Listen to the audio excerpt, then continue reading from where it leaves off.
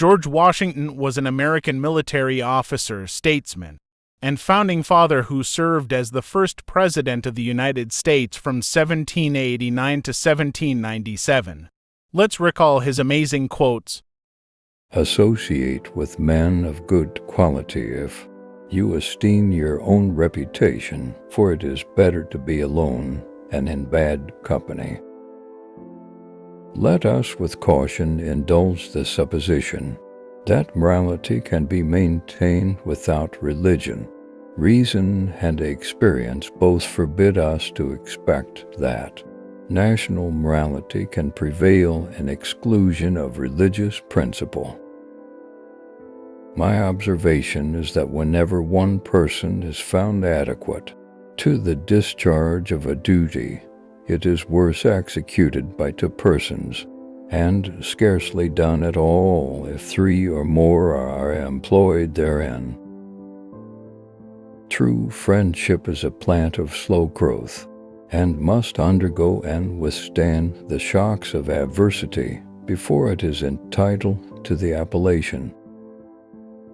Labor to keep alive in your breast that little spark of celestial fire called conscience.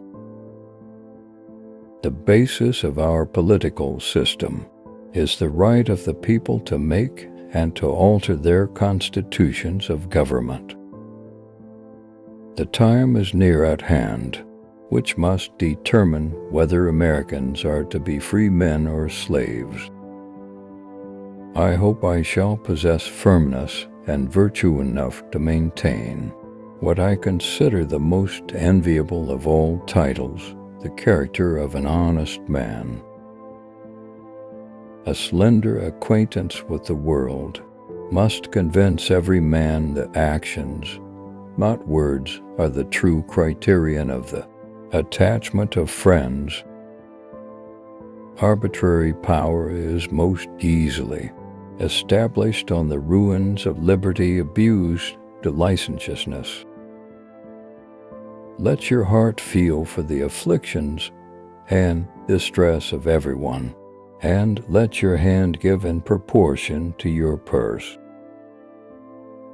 If the freedom of speech is taken away, then dumb and silent we may be led like sheep to the slaughter. It is far better to be alone than to be in bad company. Truth will ultimately prevail where there is pains to bring it to light.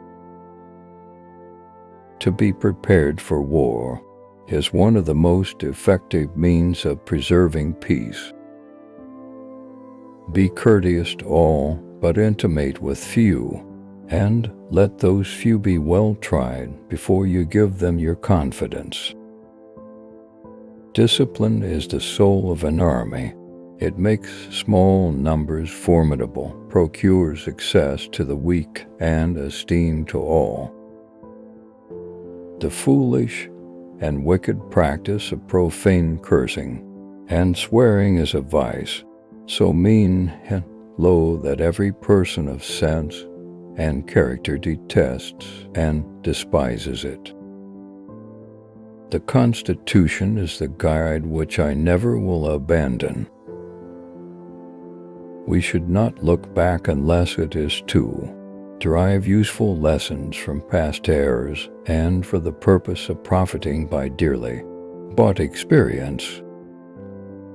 Liberty, when it begins to take root, is a plant of rapid growth. Observe good faith and justice toward all nations. Cultivate peace and harmony with all. It may be laid down as a primary position and the basis of our system that every citizen who enjoys the protection of a free government owes not only a proportion of his property, but even of his personal services to the defense of it. Let us raise a standard to which the wise and honest can repair. The rest is in the hands of God. Few men have virtue to withstand the highest bidder. Someday, following the example of the United States of America, there will be a United States of Europe. Overgrown military establishments are, under any form of government, inauspicious to liberty, and are to be regarded as particularly hostile to republican liberty. War, an act of violence whose object is to constrain the enemy to accomplish our will. Experience teaches us that it is much easier to prevent an enemy from posting themselves than it is to dislodge them after they have got possession. If we desire to avoid insult, we must be able to repel it. If we desire to secure peace, one of the most powerful instruments of our rising prosperity, it must be known that we are at all times ready for war. There is nothing which can better deserve your patronage than the promotion of science and literature. Knowledge is in every country the surest basis of public happiness. Friendship is a plant of slow growth and must undergo and withstand the shocks of adversity before it is entitled to the appellation. I have no other view than to promote the public good, and I am unambitious of honors not founded in the approbation of my country.